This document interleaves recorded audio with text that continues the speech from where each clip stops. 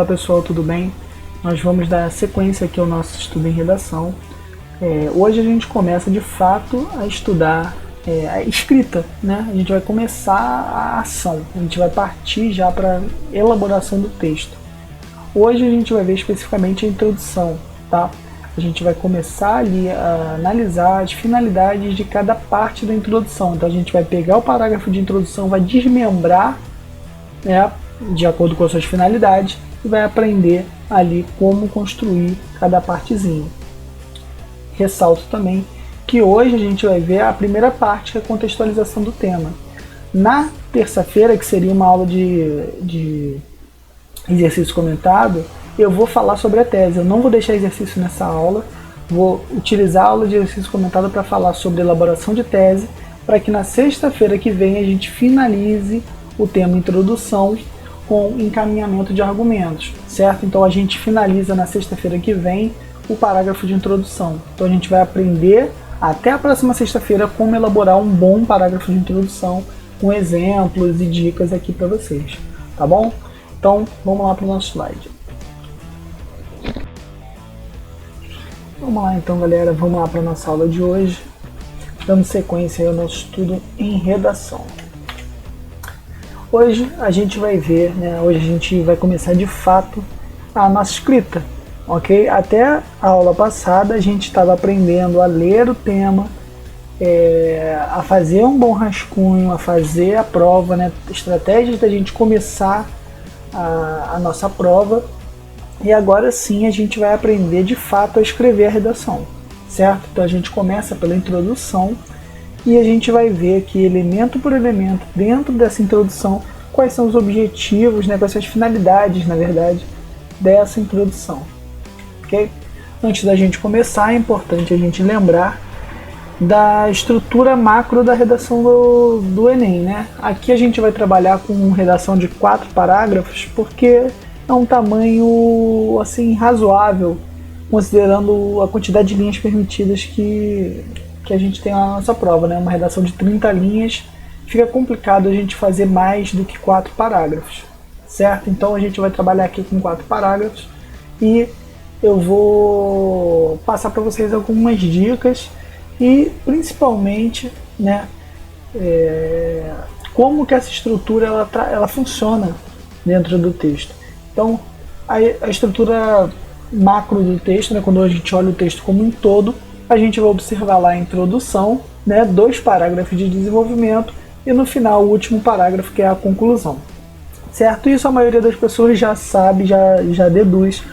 Porém, o que muita gente não tem conhecimento é que cada parágrafo desse também possui uma estrutura, certo? Então, assim como o texto inteiro, né, possui lá uma introdução, um desenvolvimento e uma conclusão, cada parágrafo também vai ter uma introdução, um desenvolvimento e uma conclusão dentro dele próprio, certo? Então, a gente fala da estrutura do texto inteiro, que é a introdução, desenvolvimento e conclusão, que a gente viu lá na primeira aula, e agora a gente vai falar da estrutura de cada parágrafo, certo? Então, vamos lá. Vamos começar aqui pela estrutura da introdução, que é o nosso tema de hoje. A introdução ela vai partir dessa estrutura básica aqui. Como é que essa estrutura básica ela foi formulada? Ela foi formulada justamente buscando a finalidade do parágrafo de introdução. Para que serve o parágrafo de introdução, né? Ele vai introduzir a sua discussão. Então, qual a melhor forma de você introduzir a sua discussão? Primeiro é você falar sobre o que você vai discutir, né? Depois apresentar a sua opinião sobre esse tema que será discutido e por fim dizer como você vai defender essa opinião, esse posicionamento. Então é assim que a gente divide o parágrafo de introdução. A gente começa contextualizando o tema, certo? Apresenta a nossa tese, que a gente viu na aula passada, que a tese é uma opinião crítica, né? Uma afirmação crítica. E por fim a gente encaminha nossos argumentos, mostra ali, dá uma prévia, na verdade um spoiler de como que a gente vai desenvolver essa argumentação ao longo do texto. Ok? Então vamos aqui por exemplo para ficar mais claro.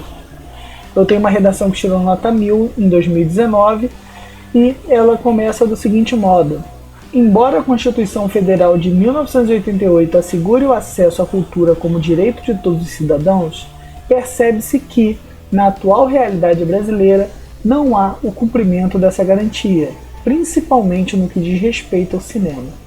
Isso acontece devido à concentração de salas de cinema nos grandes centros urbanos e à concepção cultural de que a arte é direcionada aos mais favorecidos economicamente. Então repara o seguinte, como que ela começa a discussão dela aqui. Né? Vamos voltar aqui um slide para a gente lembrar da estrutura da introdução. É muito importante você gravar essa estrutura. A gente começa contextualizando o tema e depois apresentando nossa tese, que é a nossa opinião. Então vamos lá, como que ela começa contextualizando o tema aqui? O tema aqui é democratização do acesso ao cinema, né, que foi o tema do ano passado. Então como que ela começa falando sobre o tema?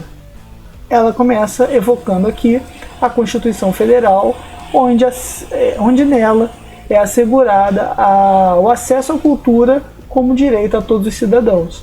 E ela entende também que o cinema é, né, considerando o cinema como um instrumento de cultura também. Então, ela faz a contextualização dela falando de acesso à cultura de forma geral, ok? Depois a gente entra na nossa tese. Percebe-se que, na atual realidade brasileira, não há o cumprimento dessa garantia, principalmente no que diz respeito ao cinema. Então aqui ela já apresenta a opinião dela. A opinião dela é de que não há cumprimento dessa garantia, principalmente relacionado ao cinema. Então, se a gente observar, ela começa fazendo uma contextualização aqui, né? Com a Constituição de 88, falando do direito de acesso à cultura por todo cidadão brasileiro, e depois ela já vem e apresenta a tese dela, mostrando que na atual realidade brasileira não há esse cumprimento, certo? E como é que ela vai defender essa opinião de que não há o cumprimento, que não há esse cumprimento de acesso?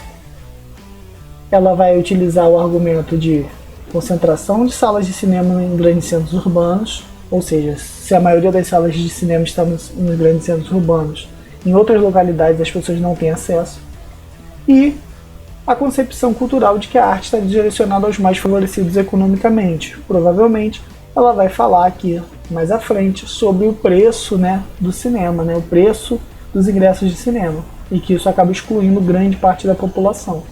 Então, você repara que só lendo a introdução dela, já fica claro qual é o tema que está sendo abordado. Eu não coloquei o tema aqui na tela, a gente deduziu o tema lendo aqui a introdução. Fica claro qual é a introdução dela, qual é o posicionamento dela e como ela vai defender esse posicionamento, certo? Então essa aluna aqui, ela fez uma introdução perfeita porque ela cumpriu as 3 finalidades do parágrafo de introdução, ok? Na aula de hoje eu vou ensinar, né, vou mostrar, na verdade, algumas formas que a gente tem de contextualizar o tema, que é a primeira finalidade, certo? Nas aulas seguintes a gente vai ver como elaborar a tese e, posteriormente, em como encaminhar os argumentos, ok? Então a gente está falando apenas de parágrafo de introdução. Hoje a gente vai ver exclusivamente elaboração, contextualização de tema, ok? Vou apresentar 5 formas de contextualizar o tema. Então vamos lá? Primeiro, o que é contextualizar o tema, né? Contextualizar o tema é justamente você abordar ali o tema que será tratado na sua redação, ok? É muito importante você entender o seguinte: quando você escreve um texto, você tem que partir do princípio de que quem está lendo não conhece o tema que está sendo apresentado, ok? Obviamente o corretor do Enem ele tem acesso ao tema, né? Até para analisar, né? Para averiguar se você fugiu a ele ou não. Porém, você tem que ter uma escrita coerente no sentido em que o cara não precise saber qual é o tema que será abordado para fazer a leitura do seu texto. Então, eu vou aqui explicar algumas formas que você tem de apresentar esse tema, tá? De uma forma sutil ou de uma forma mais elegante de se começar um texto e que vai contribuir muito aí para a sua nota do Enem, ok? Então vamos lá. O primeiro tipo é o tipo de contextualização por citação. O que é a contextualização por citação? ela consiste na utilização de uma citação relevante relacionada ao assunto ou a uma das palavras do tema como um gancho para iniciar o seu texto. Então, por exemplo, você conhece você viu lá o tema, né? Você viu que o tema é relacionado à educação, né? Que o assunto é educação e o tema é democratização do acesso à educação para surdos no Brasil, que foi o tema de um ano anterior. Você conhece uma citação sobre educação. Educação não é o tema, educação é o assunto, certo? Mas essa palavra está ali no tema também. Então eu posso utilizar uma citação que eu conheça sobre educação para começar essa redação. Por exemplo, aqui traz uma citação de Paulo Freire. O educador e filósofo brasileiro Paulo Freire afirma que se a educação sozinha não transforma a sociedade, sem ela tampouco a sociedade muda. Contextualizei o meu tema, estou falando sobre educação, tá? Analisando o pensamento e relacionando a realidade da educação no Brasil, percebe-se que a necessidade de um olhar mais atento para o aprimoramento do sistema de ensino, considerando sua importância para a promoção de uma sociedade mais crítica e reflexiva, que consequentemente tende a ser mais justa, igualitária e humanizada. Então, repara que aqui ela faz a contextualização por meio dessa citação e ela faz a relação, né, desse pensamento com a realidade brasileira, que aí sim é a tese dela, que é justamente esse contraste. Vou falar dois comentários sobre contextualização por citação. Eu particularmente não gosto muito, porque para ele ser considerado válido, não válido na sua introdução, mas para ele ser considerado válido como um repertório sociocultural, ou seja, para você já pontuar ali na competência 2 também, ele tem que estar relacionado muito especificamente a palavras do tema, certo? Se tiver relacionado só ao assunto, ele não pontua. Então eu não gosto muito, porque você teria que decorar várias citações para trazê-lo aqui para sua redação. Só é válido mesmo, só é interessante mesmo se você conhecer essa citação assim por um acaso e o tema, assim, ela encaixa perfeitamente, certo? Você conhece algumas citações lá filosóficas ou, né, de alguns autores renomados e coincide de o tema vir sobre esse assunto e você utilizar. Agora, decorar várias citações para trazer no Enem eu não acho válido, porque desde 2018 para cá o tipo de correção, né, ele já faz com que o avaliador ele esteja treinado a citações que são genéricas. Por exemplo, trazer citação sobre educação faz com que qualquer proposta de intervenção que envolva educação se relacione, eu consigo encaixar ali, então seria meio genérico. Então isso parou de pontuar. Então o ideal mesmo é que vocês só utilizem citação se for mesmo um tema bem relacionado, bem diretamente relacionado ao tema da redação. Fora isso, assim, eu não aconselho utilizar pensando já lá na pontuação de repertório sociocultural, tá bom? Então fica aí uma dica. Agora sim, a gente começa a falar das mais interessantes, tá? Eu falei primeiro da citação porque é que eu menos gosto, pra gente se livrar logo dela. E agora a gente vai falar das mais interessantes, das que pontuam tanto na estrutura do texto quanto lá no repertório sociocultural, tá? Então vamos lá, a alusão histórica consiste na apresentação de um fato histórico que remete ao tema e faz uma comparação, né, a uma discussão na atualidade. Então, preste atenção aqui, o tema é a intolerância religiosa e foi feito o seguinte comentário: a intolerância religiosa é um problema recorrente na história da humanidade. Comentário genérico, né? Na Idade Média, por exemplo, os tribunais do Santo Ofício, também chamados de Inquisição, julgavam e condenavam as pessoas que não acreditavam na religião católica. Então ele fez aqui uma alusão da intolerância religiosa que a gente tem hoje, né, uma comparação com a intolerância religiosa que tem sua origem lá na Idade Média, certo? Apesar de o Brasil ser um país laico, tem-se atualmente um contexto análogo é mesmo que semelhante ou parecido, a essa situação. Então, olha como é que ele faz o gancho aqui para a tese. Ele traz lá o contexto histórico da Idade Média e depois utiliza essa conjunção aqui, ó, o apesar de. Então é muito importante vocês prestarem atenção nesses conectivos que são utilizados para ligar a sua contextualização à tese, ok? Então aqui ele faz essa comparação.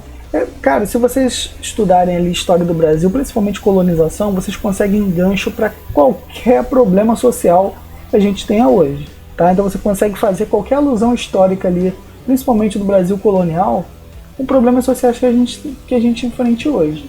Então vai uma dica aí para você que quer fazer uma boa prova do Enem, se aprofunde em história do Brasil, porque com certeza você vai conseguir um gancho bacana aí da sua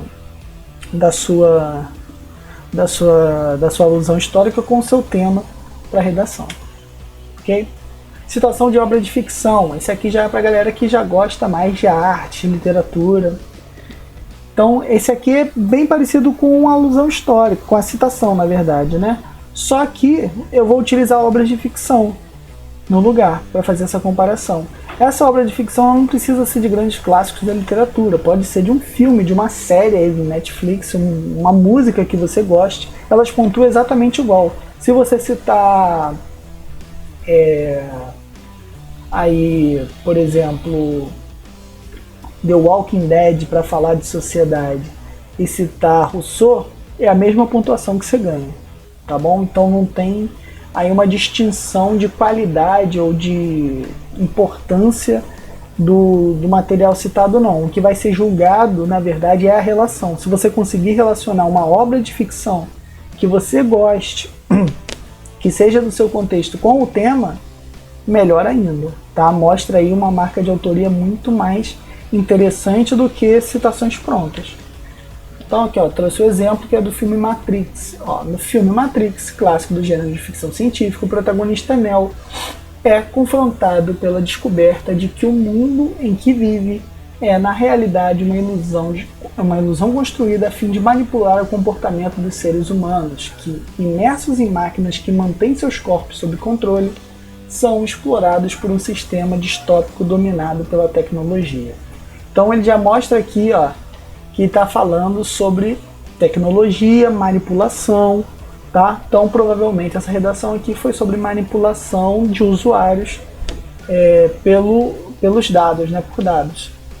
Então, ó, embora seja uma obra ficcional, o filme apresenta características que se assemelham ao atual contexto brasileiro. Ó, mais uma vez, um conectivo aqui, ó, o embora. A gente viu lá no outro o apesar de, agora a gente está vendo o embora.